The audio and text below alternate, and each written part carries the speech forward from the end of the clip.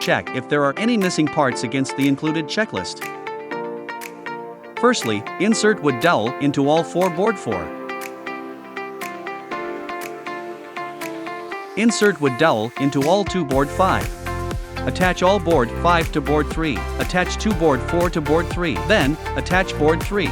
Attach 2 board 4 to board 3. Then, attach board 3. Attach board 1 to cabinet body using CSK screw M5.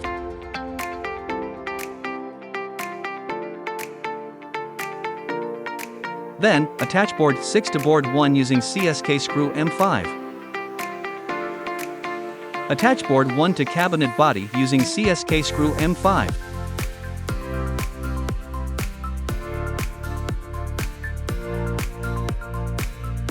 Attach board 2 to cabinet body using CSK screw M5.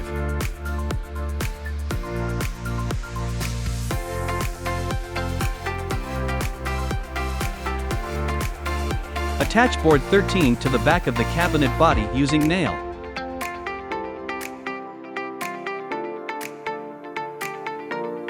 Congratulations! You have assembled your bookshelf.